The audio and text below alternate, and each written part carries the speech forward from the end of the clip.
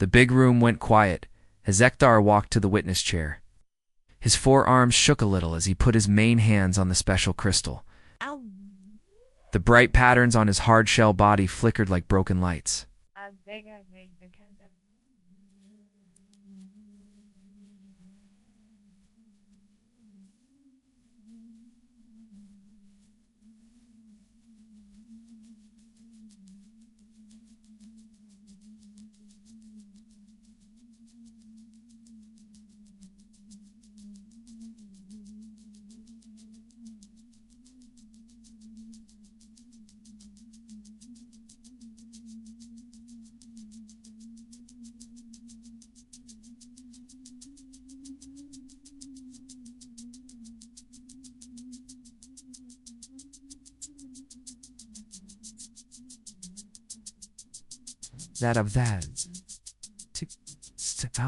Had been meeting for 3 months, but this was the moment everyone waited for.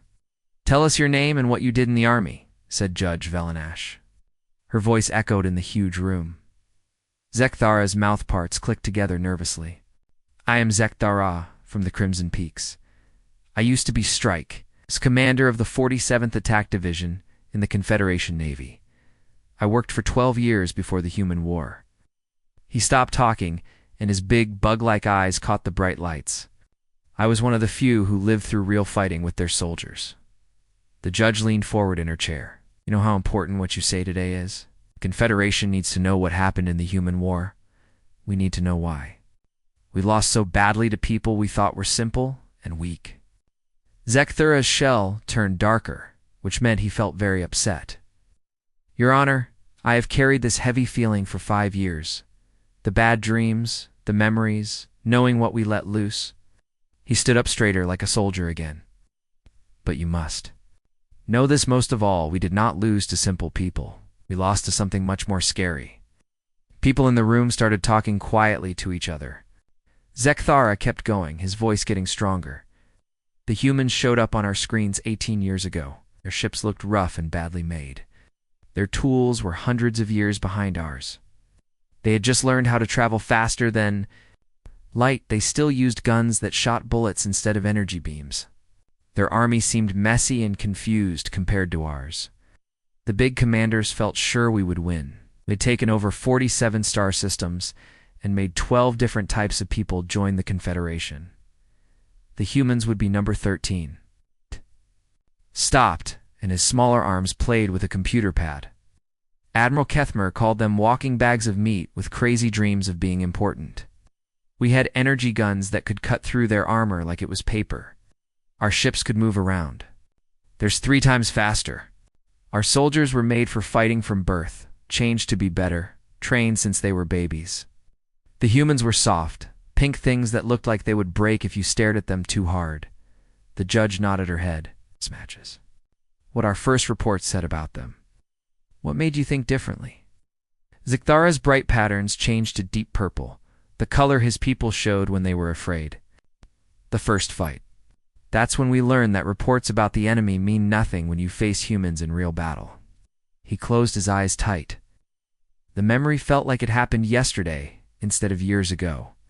"We came out of superfast space, travel at the edge of their system. They called it Alpha Centauri. 3 star systems with not much that we wanted, but it was their furthest colony. The big commanders wanted to test how they fought and see what they could do. A quick attack, to show how strong we were before we told them to give up." Zekthara opened his eyes and looked right at the judges. "I was in charge of the attack group. 12 heavy battleships, 48 fighter ships, and 3,000 of our best warriors. We were fighting 1 human outpost with maybe 200 people defending it, and a few of their simple ships." Judge Velanash wrote notes on her tablet. "The battle reports say you won at first." "For exactly 17 minutes, Zekthara said with anger in his voice. "We destroyed their space defenses, broke their ships, and started landing our soldiers. My warriors felt confident and made jokes about how easy it would be. That's when we met Lieutenant Jake Murphy and his human soldiers." The name seemed to hang in the air like a bad word. Zekthara's shell shook. Murphy was 24 years old. That was barely grown up by our way of thinking. He was in charge of 37 humans defending a supply building. My computer analysis said they would give up in minutes. Instead, they did something we had never seen in 47 times. We had taken over other people's worlds. What did they do? Fought like they had nothing left to lose, but they thought like they had everything to win. Zekthara's voice got quieter. We were setting up our landing area. Murphy's group was already moving around to attack us from the side. They had studied our old battles, looked at how we fought, and found our weak spots. In fights before this, no other people had ever done that. The memories came back like a flood. The confusion as his careful attack plan fell apart. They used our own guns against us. They took our equipment and figured out how it worked while the fighting was still going on. I watched a human engineer named Lisa Park understand our plasma rifles in less than 1 hour and start making them work better for humans. Zekthara's mouth parts clicked fast, showing he was upset. But that wasn't the worst part. The worst part was when they started playing mind games with us. Would let some of our soldiers live, but hurt them bad so they could come back and tell us what the humans could do. They wanted us to know what they were able to do to us. The judge looked confused. Tell me more about this. They put bombs in everything. Dead bodies, equipment, even their own hurt soldiers. They made us scared to move forward, scared to run away, scared to help our own wounded people. And the whole time, they were learning from us. Every fight, every small battle, they got better faster than we could change how we fought. Zekthara's voice became very quiet. By the end of the first day, Lieutenant Murphy had killed or captured half my soldiers using equipment he took from us and weapons he made from things he found. The humans called it fighting without rules. We called it impossible. The room was completely quiet. Zekthara kept talking, his voice sounding empty. That night, I sent a message to the big commanders asking for more soldiers. I told them we were facing something we had never seen before. They answered me right away. They said I would be put on trial for being a coward if I didn't take the outpost in 24 hours. And did you take it? Zekthara's bright patterns flickered like crazy. The outpost was never taken. Murphy's group held it for 3 days until more human soldiers came to help. Of my 3,000 warriors, less than 800 lived. We ran away in complete disorder, leaving behind equipment, wounded soldiers, and our dead. The judge's face looked very serious. This was the battle that made the Confederation change how it fought. No, Zekthara said, his voice so quiet people could barely hear him. This was the battle that made us understand we didn't know anything about humans at all. The real war was just starting. He looked around the room at all the people listening. Your Honor, in all my years as a soldier, I had never seen anything like what Lieutenant Murphy and his 37 humans did to my 3,000 warriors. They didn't just fight us. They outsmarted us, outplanned us, and outfought us using our own weapons and equipment. But most scary of all, they seemed to enjoy the challenge. The Zekthara shell got even darker. When I reported back to Admiral Kethmer, he didn't believe me, said I was making excuses for my failure. He said no primitive species could defeat Confederation forces. He was wrong, but we wouldn't understand how wrong until much later. The judge put down her writing tool. What happened next changed everything, didn't it? Yes, Zekthara answered. The Admiral decided to show the humans what real Confederation power looked like. He sent the Fifth Fleet to finish what my forces couldn't do. 60,000 of our best warriors and our most advanced ships. We thought we would crush them easily this time. His voice got very quiet again. We had no idea that the humans had spent those 3 months getting ready for us to come back. We had no idea what they had learned from our first attack. And we had no idea that Lieutenant Murphy had been promoted to Major and put in charge of defending their entire star system. The room stayed quiet as everyone waited for him to continue. Zekthara's patterns flickered one more time before he spoke again. That second battle taught us that losing to humans once might be bad luck.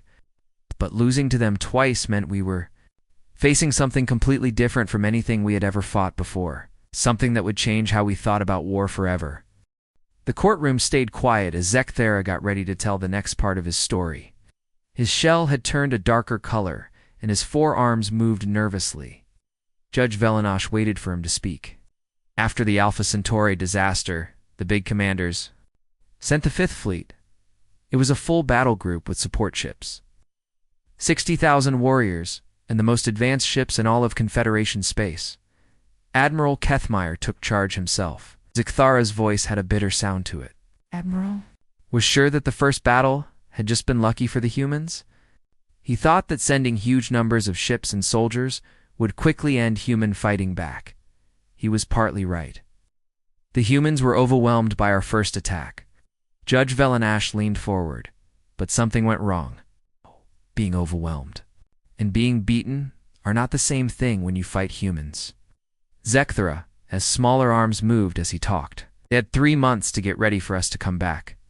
3 months to study how we fought, find our weak spots, and make ways to fight against us. The memories clearly hurt him to think about. Zekthara's shell got darker as he kept talking. They had made Murphy into a major and put him in charge of defending the whole star system. When we got there, we found what looked like a place with very few defenders. A few space platforms, not many ships, and maybe 5,000 human soldiers. Another trap. The most clever trap in all of military history. Zekthara's mouthparts clicked fast. It turned their whole star system into a weapon. Big space rocks had been changed into weapons that could crash into our ships. Their civilian ships were really warships in disguise. Even their cargo boxes were filled with bombs. Judge Velenash wrote notes. Tell me more about how they fought. Zekthara stood up, his forearms moving as he spoke.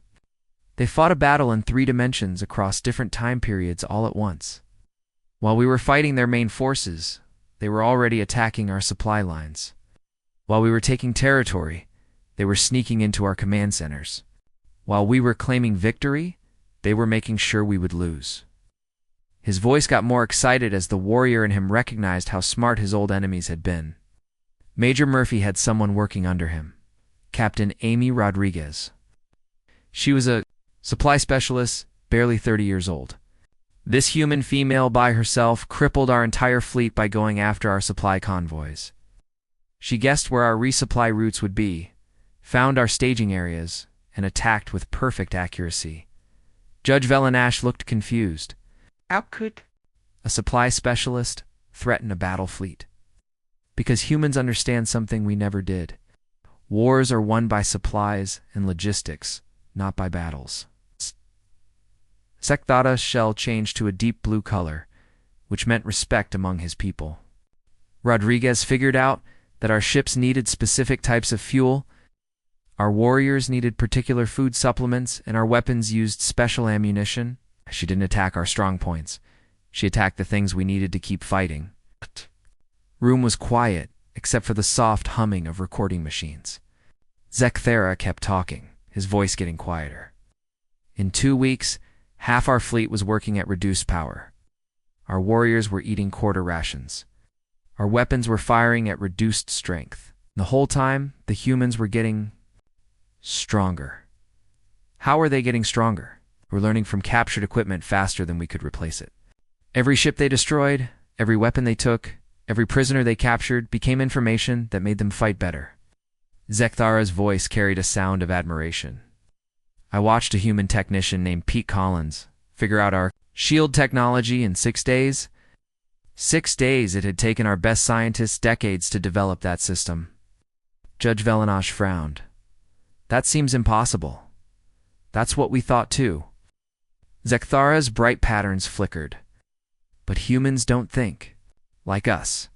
They don't follow established rules or respect traditional boundaries. They approach problems from angles we never thought of. Collins wasn't trying to understand our shield technology. He was trying to break it. out? And once he understood how to break it, he understood how to make it better. Zekthara sat back down. Looking very tired, the siege lasted for months. Months of constant war, constant adaptation, constant learning. By the end, the humans were using mixed technologies that combined their ideas with our captured equipment. They were better with our own weapons than we were. What ended the siege? Zekthara's voice dropped to a whisper. We ran out of supplies, ammunition, and hope. Admiral Kethmer ordered everyone to retreat. Of 60,000 warriors, Fewer than 20,000 lived. We had lost not just a battle, but our confidence. For the first time in Confederation history, we were afraid. The alien paused and looked around the room. His shell pattern showed the deep trauma of those memories. But the worst part wasn't losing the battle. The worst part was learning that everything we thought we knew about warfare was wrong. He stood up again and began pacing. I was in charge of a strike team during the siege. We were supposed to take out one of their command centers. It looked like an easy target. It's just a building with maybe 50 human defenders. We had 300 elite warriors and the best equipment the Confederation could make. Zekthara's voice got stronger as he remembered the details. The building was defended by a human captain named Tony Blake. He was 31 years old and had been a soldier for only 8 years. By our standards, he was barely experienced. But Captain Blake did something that changed how I think about human warfare forever. Judge Velanash stopped writing and looked up. What did he do? He surrendered the building. Zekthara's shell flickered with confused patterns. After 2 hours of fighting, he contacted us on our communication channel and offered to surrender. He said his people were out of ammunition and couldn't fight anymore. He asked for safe passage for his wounded soldiers. The judge looked puzzled. That sounds reasonable. It was a lie. A complete lie designed to make us lower our guard. Zekthara's voice carried both anger and respect. We accepted his surrender and moved in to secure the building. That's when we learned that humans can lie in ways we never imagined. He stopped pacing and faced the judges directly. The building was empty. While we were negotiating his surrender, Blake had moved all his people out through underground tunnels we didn't know existed. But more than that, he had filled the building with traps, bombs, and recording equipment. Recording equipment? He was studying us. While we thought we were accepting his surrender, he was learning how we moved, how we communicated, how we secured captured territory. Zekthara's patterns showed amazement. By the time we realized what had happened, Blake and his 50 soldiers had destroyed 2 of our supply depots and captured enough equipment to arm 200 more human fighters. The room was completely silent. Zekthara continued, his voice full of wonder. But that wasn't the most amazing part. The most amazing part was what Blake did next. He contacted us again and apologized for lying. Said he was sorry for deceiving us, but he had people to protect and a job to do. Judge Velana shook her head in disbelief. He apologized for winning. He apologized for having to lie to win. That's when I started to understand that humans don't fight the way we do. They don't fight for glory or conquest, or because they enjoy violence. They fight because they believe they have to. And when they believe they have to fight, nothing can stop them. Zekthara sat down heavily in his chair. The siege went on for months after that. Every day brought new surprises, new tactics, new ways of thinking about warfare that we had never encountered. By the end, we weren't just losing battles. We're losing our understanding of what war actually meant. His voice got very quiet. Admiral Kethmer finally called for retreat when he realized that every day we stayed, humans got stronger and we got weaker. They were learning from us faster than we could learn from them. They were adapting to our strategies faster than we could change them. And most frightening of all, they were enjoying the challenge. Enjoying it, not enjoying the killing or the violence, enjoying the problem solving. They treated warfare like a puzzle to be solved, and they were very good at solving puzzles. Zekthara's shell showed colors of deep respect mixed with fear. By the time we retreated, the humans had weapons that were better than ours, tactics that were smarter than ours, and a level of determination that we had never seen in any species. Judge Velanash put down her writing tool. This led to the third campaign. Zekthara's shell turned completely black, the color of despair among his people. The third campaign was when the Confederation decided that humans were too dangerous to be allowed to live.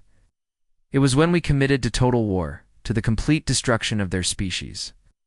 And it was when we learned that trying to destroy humans only makes them more dangerous. He looked directly at the judges, his compound eyes reflecting the room's lights. Your Honor, after the second campaign, I thought I understood what humans were capable of. I thought I had seen the worst they could do and the best they could do. I was wrong on both counts. The real war, the war that would break both our species and remake them, was still to come. The courtroom stayed silent as everyone processed what they had heard. Zekthara's testimony was revealing truths that many in the Confederation had never wanted to face. The tribunal took a break for 1 hour. When they came back, Zekthara looked more tired than before. His shell patterns were dim, and his movements were slow. Judge Velanash gestured for him to continue his story.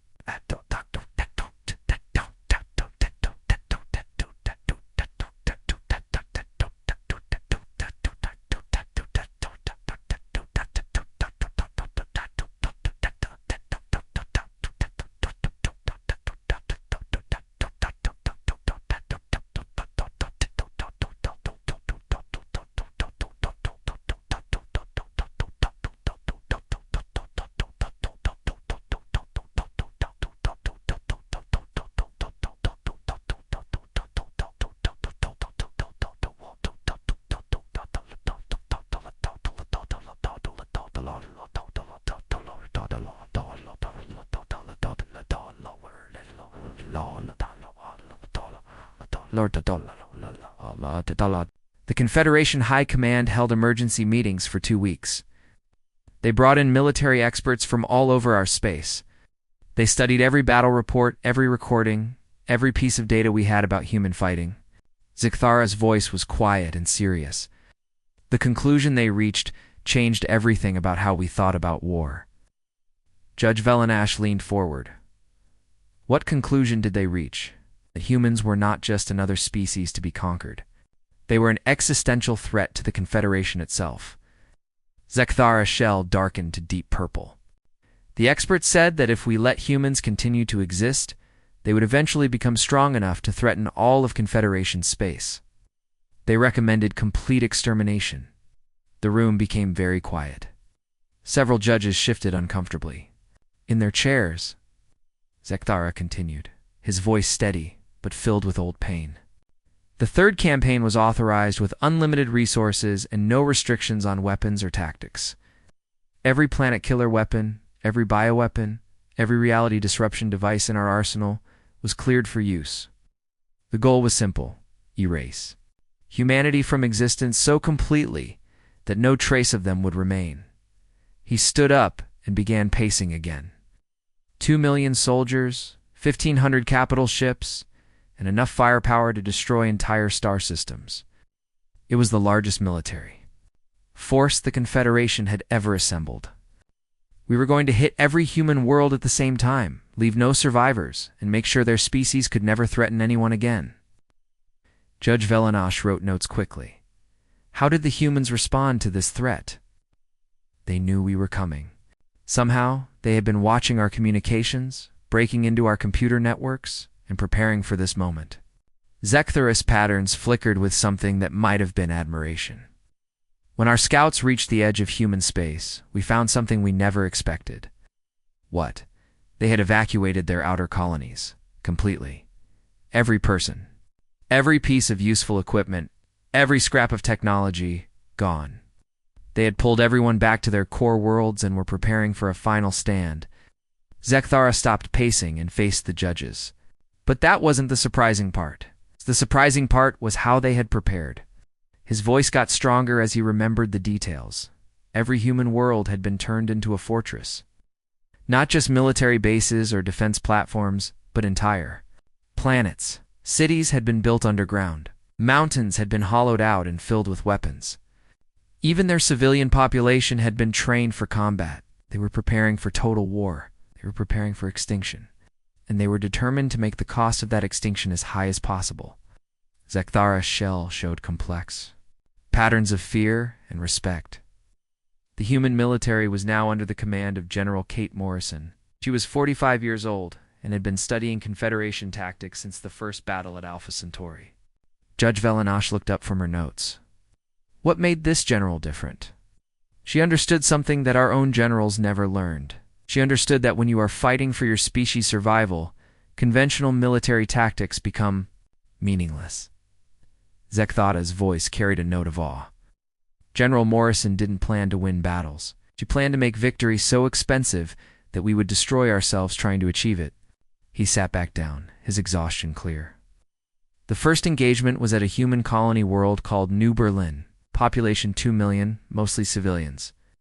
We expected light resistance and quick victory. Instead, we found a population that had been preparing for our arrival for months. What had they done? They had turned their entire world into a weapon. Every building was a bunker. Every road was mined. Every bridge could be destroyed at a moment's notice. The civilians weren't just hiding, they were part of the defense force. Zvicthera's patterns showed deep disturbance. Children as young as 12 were carrying weapons and fighting alongside adults. The judges looked shocked. Zvicthera continued, his voice getting quieter. But that wasn't what broke us. What broke us was how they fought. They didn't try to hold territory or protect specific locations. They made us pay for every meter of ground, then abandoned it and made us pay again. Explain this further. They would defend a building until we were almost ready to take it. Then they would blow it up and retreat to the next building. Would hold a position just long enough to hurt us, then disappear and attack somewhere else. Zvicthera's voice showed frustration even years later. We could never pin them down for a decisive battle, but they were always there, always fighting, always making us bleed. He stood up again and resumed pacing. I was commanding a ground assault division during the New Berlin campaign. We had 10,000 elite warriors against what intelligence said was 3,000 human defenders. After 6 weeks of fighting, we had taken most of the planet, but we had lost 7,000 soldiers doing it. Judge Velenash looked confused. It seems like a victory for the Confederation. It was a disaster for us. We'd lost 70% of our force to capture a world that had no strategic value, and the humans weren't finished. Zvicthera's shell showed patterns of remembered horror. On the last day of the campaign, the remaining human defenders did something that haunts me still. What did they do? They offered to surrender the planet in exchange for safe passage for their remaining civilian population. It seemed reasonable. We had one, they had lost, and they wanted to save who they could. Zvicthera's voice became very quiet. Admiral Kethmer agreed to the terms. We allowed them to evacuate 10,000 civilians to transport ships. The room was completely silent. Zvicthera continued, his voice barely audible. The transport ships were filled with explosives. The civilians were volunteers who had chosen to sacrifice themselves to destroy our fleet. When the ships reached our main battle group, they detonated with enough force to cripple 12 of our capital ships. Several judges gasped. Zvicthera's patterns showed deep trauma. 10,000 humans, including families with children, died in that attack. They died willingly, knowingly, to hurt us. That's when we realized we weren't fighting soldiers anymore. We were fighting an entire species that had chosen death over surrender. How did this affect Confederation forces? Morale collapsed. Soldiers were bred for combat, but they weren't prepared for an enemy that would use their own children as weapons. Zvicthera's voice shook. The word spread through our forces that humans were insane, that they couldn't be reasoned with or understood. Fear began to replace confidence. He sat down heavily. But General Morrison wasn't finished teaching us. Lessons. The next attack came at a human mining world called Haven's Rest. Population 50,000, no military value except as a staging point for our next assault. We thought it would be easy. It wasn't. Haven's Rest was defended by a human, colonel named Steve Wilson. He had 3,000 soldiers and a population of civilians who had nowhere to run. Zvicthera's patterns flickered with complex emotions. Colonel Wilson sent us a message before we began our attack. He said his people couldn't win, but they could teach us something important about the cost of conquest. Judge Velenash leaned forward. What did he mean? He meant that humans had weaponized their own determination. Every soldier, every civilian, every child on that world had been prepared to fight to the death. Not because they thought they could win, but because they believed their sacrifice would make the next human world stronger. Zvicthera's voice carried wonder and horror in equal measure. The siege of Haven's Rest lasted 3 months. To capture a world that should have fallen in 3 days, we lost 15,000 soldiers taking a planet that had no strategic value whatsoever. And when we finally broke through their defenses, we found that Colonel Wilson had been right. About what? About teaching us the cost of conquest. Every soldier we lost at Haven's Rest was a soldier we couldn't use against Earth. Every ship we damaged was a ship that couldn't participate in the final assault. Every weapon we expended was a weapon we wouldn't have for the real battle. Shell showed deep blue patterns of respect. Colonel Wilson turned his defeat into our weakness. The alien warrior looked directly at the judges. That's when we realized that human warfare wasn't about winning individual battles. It was about making the war itself cost more than victory could ever be worth. We were fighting a war of attrition against our will to continue fighting. Judge Velenash put down her writing tool. How many worlds did the Confederation attack? Before reaching Earth? 17 human worlds fell before we reached their home system. 17 worlds where we learned that victory against humans was just another word for expensive defeat. Zekthara's voice was full of exhaustion. By the time we reached Earth, we had lost 40% of our original force and our soldiers. We're asking why we were fighting a war that could only end with both species destroyed. His patterns dimmed further. But High Command was committed to the plan.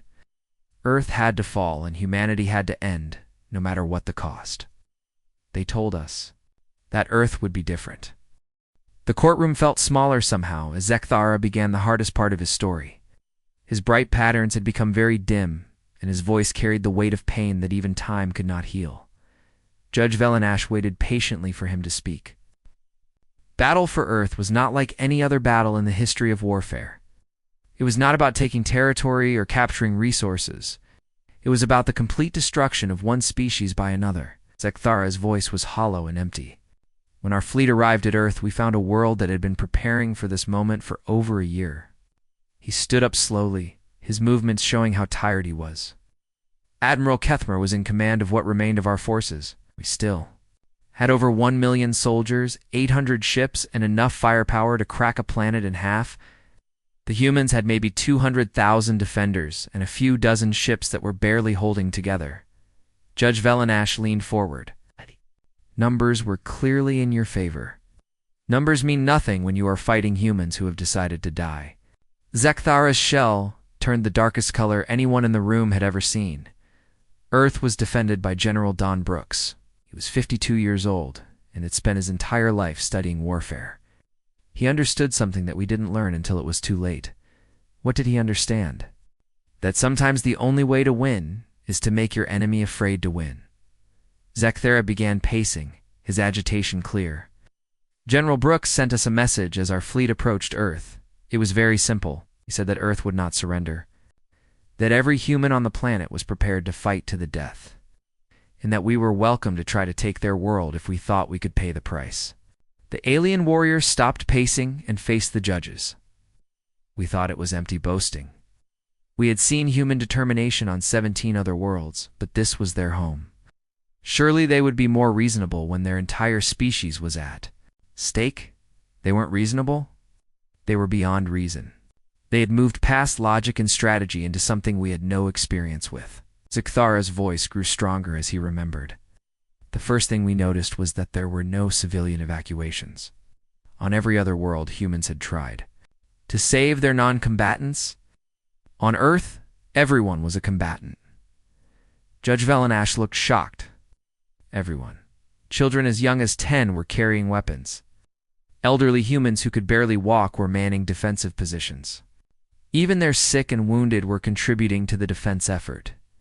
Zekthara's patterns showed deep disturbance. But more than that, they seemed almost happy about it. Like they'd been waiting their whole lives for this moment. He sat back, down, his exhaustion showing. The orbital battle lasted 6 days. 6 days of the most intense fighting any of us had ever experienced. The humans threw everything they had at us. Ships that should have been scrapped years ago, weapons that barely functioned, even civilian vessels loaded with explosives. Did they inflict serious damage? They destroyed 40% of our fleet before we could establish orbital control. 40%. Using ships that our intelligence said couldn't threaten a patrol boat.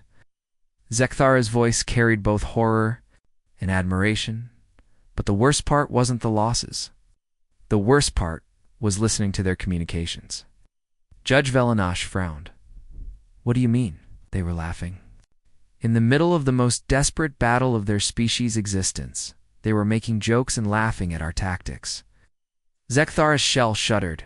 I heard one human pilot, Captain Lynn Davis, joking with her wingman as she flew her damaged fighter directly into one of our cruisers.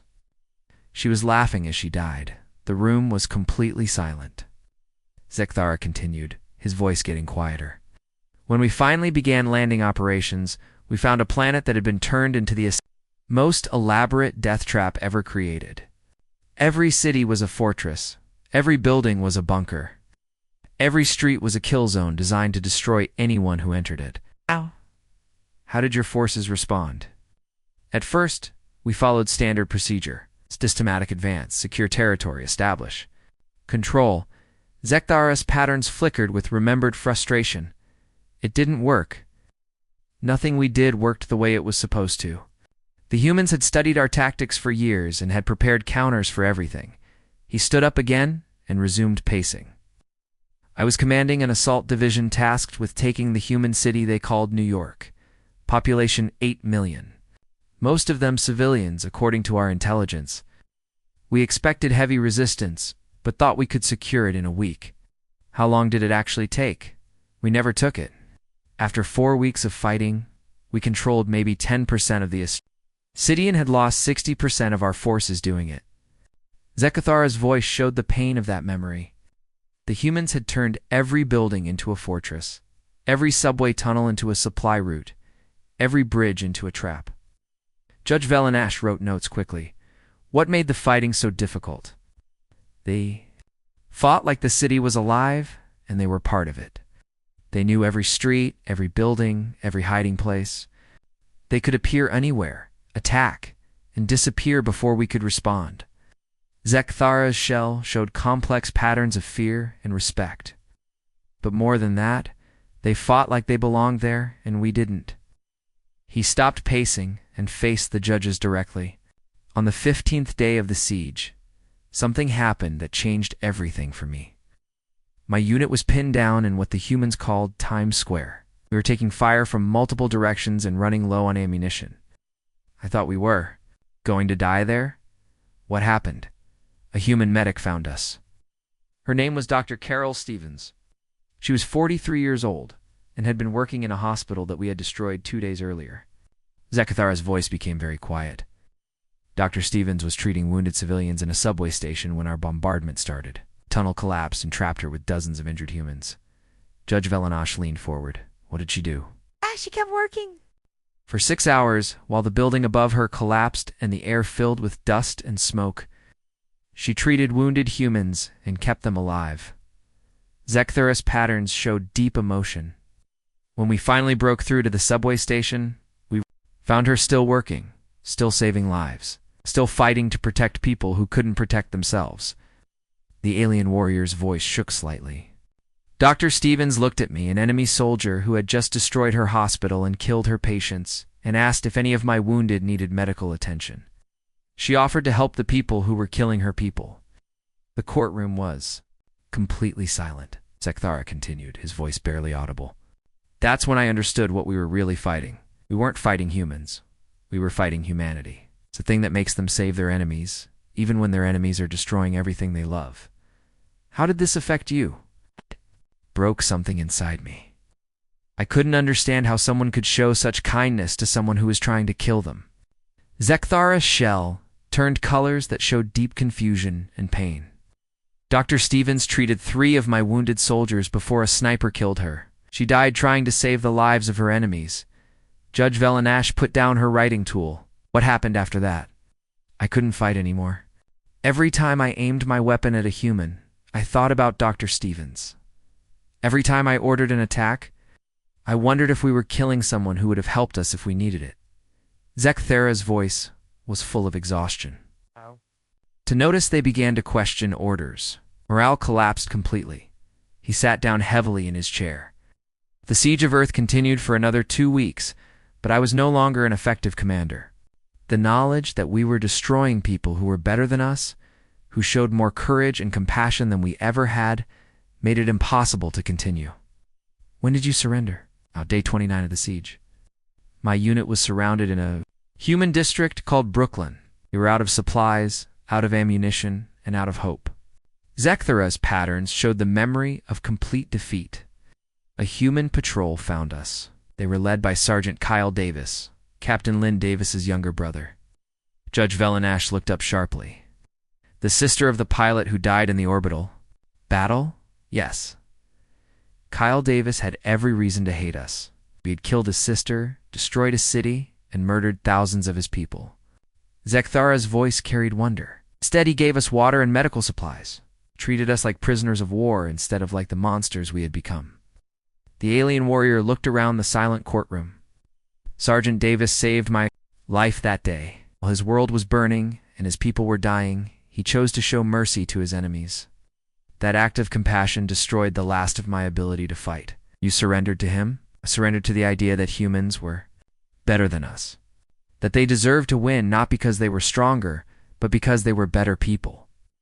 Zekthara's shell showed colors of deep shame and respect. Sergeant Davis died 3 hours later, defending a refugee shelter. He never knew that. His kindness had ended my war. Judge Velanash's expression was solemn. What happened to you after you surrendered?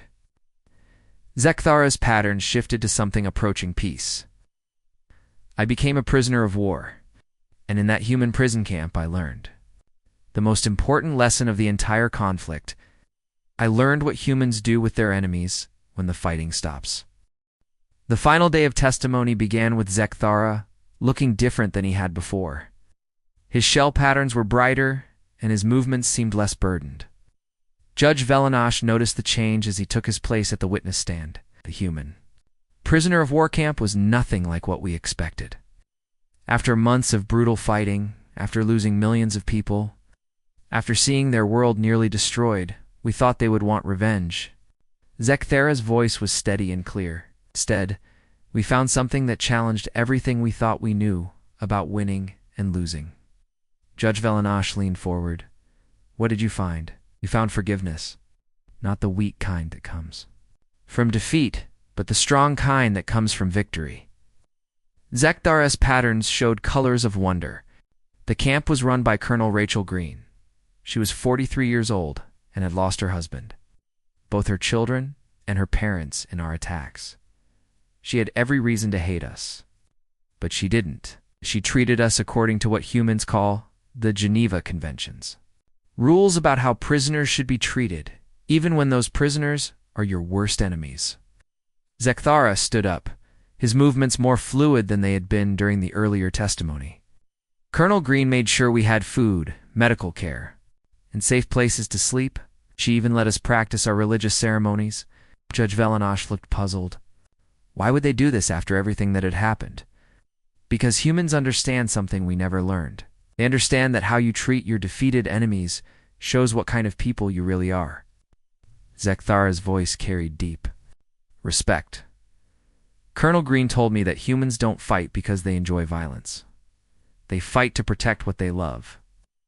And when the fighting is over, they try to heal the damage that war creates. The alien warrior began pacing, but his movements were calm rather than agitated. The camp housed about 3,000 Confederation prisoners. All of us were broken in different ways. Some had physical injuries. Others, like me, had mental wounds that we didn't understand. The humans had doctors for both kinds of problems. They provided medical care for enemy soldiers.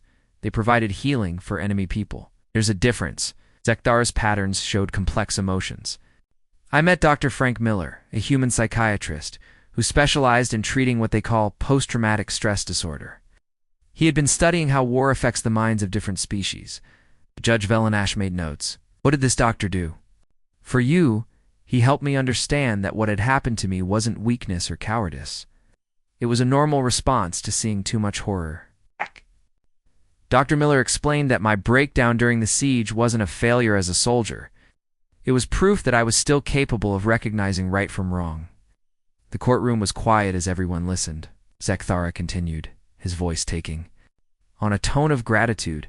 Now, Dr. Miller spent months working with me. He helped me process the memories of the war. understand why I couldn't continue fighting, and accept that showing mercy to enemies wasn't a sign of weakness. How did other prisoners respond to this treatment? At first, many of us were suspicious. We thought it was some kind of psychological warfare designed to break our spirits or extract information. Thar's patterns flickered with remembered confusion. But as weeks passed, we began to understand that the humans genuinely wanted to help us heal from the trauma of war. He sat back down, his exhaustion gone for the first time since his testimony began. The most amazing thing was that the human staff included soldiers who had fought against us. Men and women who had lost friends and family to our attacks were working to help us recover from our own losses. Judge Velanash looked skeptical. That seems unlikely. I thought so too until I met Nurse Angela Martinez. Her unit had been wiped out during the siege of New York. She was one of only 3 survivors from a company of 200 soldiers. Zekthara's voice carried awe. When I asked her why she was helping the people who had killed her friends, she said something I will never forget. What did she say? She said that her friends had died to protect the idea that all thinking beings deserve compassion. If she refused to show compassion to prisoners, then her friends would have died for nothing. Zekthara's shell showed the deepest blue of respect. Nurse Martinez treated my injuries with the same care she would have given to human patients. The alien warrior looked around the courtroom. That's when I began to understand what humans mean when they talk about winning. The peace. They don't just want to defeat their enemies. They want to turn their enemies into friends. How long were you held as a prisoner? 8 months? 8 months during which I learned more about humanity than I had learned in years of fighting. Zekthara's voice grew reflective. The war officially ended during my 6th month in the camp. The Confederation government signed a complete surrender and agreed to withdraw from all human territory. Judge Velanash leaned forward. How did the humans handle their victory? That's when they showed their true nature. They could have demanded anything from us. They could have taken Confederation territory, enslaved our people, or forced us to pay for the damage we had caused. Zekdar's patterns showed amazement. Instead, they offered us something we never expected. What did they offer? A partnership. Not a peace treaty that would end when one side felt strong enough to break it, but a genuine partnership based on mutual respect and shared goals. Zekthara stood up again, his voice growing stronger. The humans understood that a humiliated enemy becomes a permanent threat. They offered us a way to retreat with honor, while making sure we would never want to fight them again. The courtroom was completely silent. Zekthara continued, his voice filled with wonder. They demonstrated that their strength wasn't in their weapons or their tactics. Their strength was in their ability to remain human, even when facing extinction. They showed us that true victory isn't about destroying your enemies. It's about making them want to be better. What was your personal experience during this transition? Dr. Miller asked if I wanted to stay on their world and help establish better understanding between our species. I said my experiences could help prevent future conflicts. Zekthara's patterns showed complex emotions. I agreed. And I have spent the last 5 years working with human researchers to develop better ways for different species to resolve conflicts without warfare. Judge Velanash put down her writing tool. What would you say is the most important lesson from your experience? Zekthara's voice became very serious.